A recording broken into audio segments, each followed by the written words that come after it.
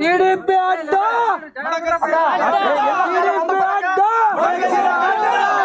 मडकसिरा गड्डा मडकसिरा गड्डा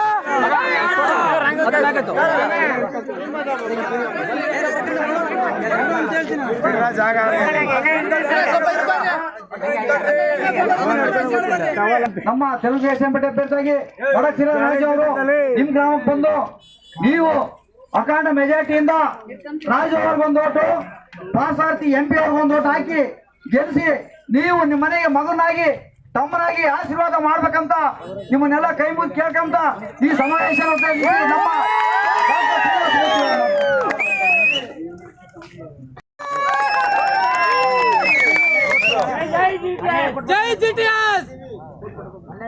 ఇప్పుడు మిత్రుడు దేవరాజు ఎన్నికల ఫండ్ కోసం ఎన్నికల నిధిగా అందజేస్తున్నారు.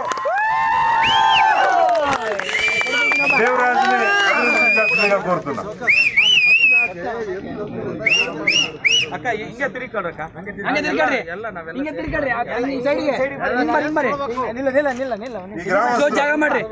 దేవరాజు 5,000 రూపాయలని ఎన్నికల ఖర్చుల కోసం మామూలుగా క్యాండిడేట్ కే డబ్బు ఇచ్చేది గ్రామస్తులు స్టార్ట్ అయింది. సో ఇది ఒక ఎంత అనేది ముఖ్యం కాదు, ఉడతా భక్తిగా ఇచ్చినారు. తప్పకుండా ఉల్లేఖరి గ్రామాన్ని MS రాజు గారు దీని వలన దీనికి వేల రెట్ల ప్రయోజనాన్ని లక్షల రెట్ల ప్రయోజనం చేయాలంటే గ్రామానికి ఉంటుంది. Okay, thank you.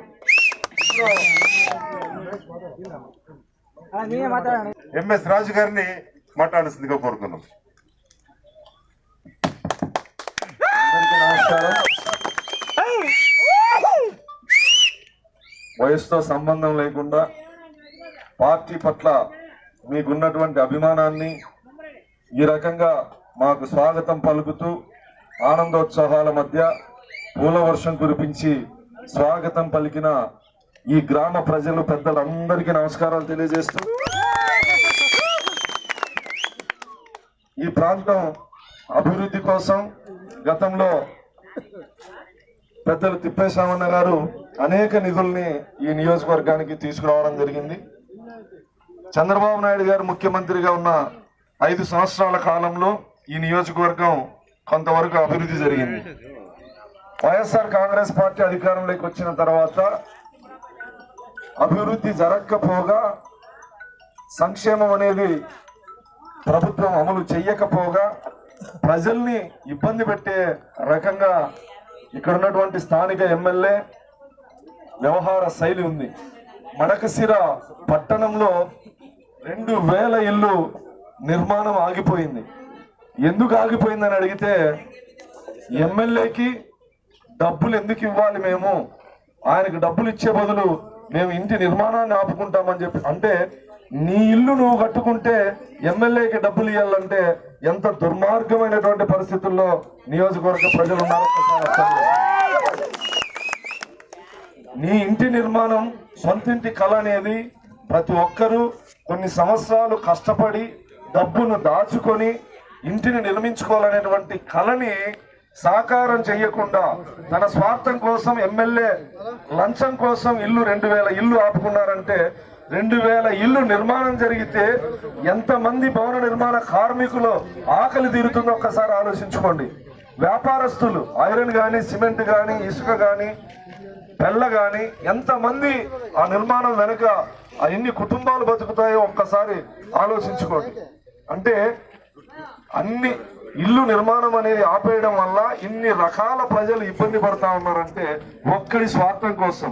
అటువంటి పొలిటికల్ కరప్షన్ అనేది తెలుగుదేశం పార్టీ అధికారంలోకి వచ్చిన తర్వాత, నేను ఎమ్మెల్యేగా గెలిచిన తర్వాత తిప్పేశామన్న ఆధ్వర్యంలో ఈ నియోజకవర్గంలో నిజాయితీతో కూడినటువంటి పాలన మీకు అందిస్తాం. తర్వాత చంద్రబాబు నాయుడు అనేక సంక్షేమ పథకాలు పెట్టారు, మీ అందరికీ తెలుసు కదా.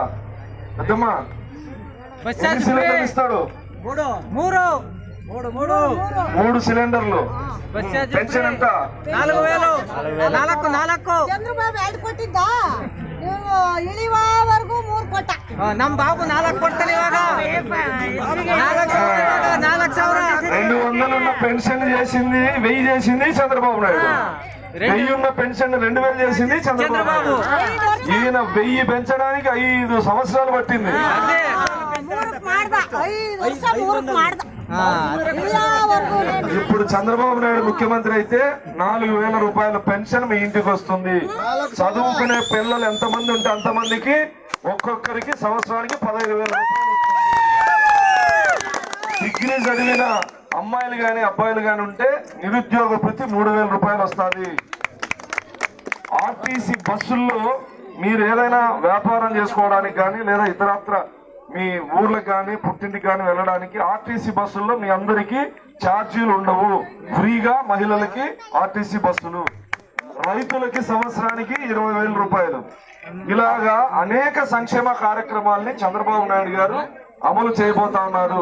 ఎస్సీలు, ఎస్టీలు, బీసీలు, మైనార్టీలు అందరి సంక్షేమం చంద్రబాబు నాయుడు గారితోనే సాధ్యం. మడకశిర నియోజకవర్గంలో నాకు అత్యధిక భారీ మెజారిటీని మీరు ఇవ్వండి. మీ అభివృద్ధిని మీ నియోజకవర్గాన్ని, నా నియోజకవర్గాన్ని అభివృద్ధిని, సంక్షేమాన్ని అందించేటువంటి బాధ్యత మేమందరం తీసుకుంటాం. తిప్పేశామన్న నేను ఇద్దరి నాయకత్వంలో నియోజకవర్గానికి అత్యధిక నిధులు తీసుకొచ్చి అన్ని వర్గాల ప్రజల సంక్షేమంతో పాటు ఈ నియోజకవర్గ అభివృద్ధిని కూడా చేస్తాం. సాగునీరు, తాగునీరు ఇవన్నీ కూడా నియోజకవర్గాన్ని అందించేందుకు చంద్రబాబు నాయుడు గారు ముఖ్యమంత్రి అయితేనే ఇవన్నీ సాధ్యం. కాబట్టి ప్రతి ఒక్కరు సైకిల్ గుర్తుకి నాకు ఎమ్మెల్యే అభ్యర్థిగా, నాకు ఎంపీ అభ్యర్థిగా పార్థసారథన్న గారికి 2 ఓట్లు వేసి భారీ మెజారిటీని ఇవ్వాలని చెప్పి మీ అందరికి విజ్ఞప్తి చేస్తూ ముగిస్తున్నా. జై చంద్రబాబు. ಹಂಗೆ ಎಲ್ಲ ಕಂಪ್ನಿಗಳು ಬರ್ತವೆ, ಫ್ಯಾಕ್ಟರಿಗಳು ಕಟ್ತಾರೆ.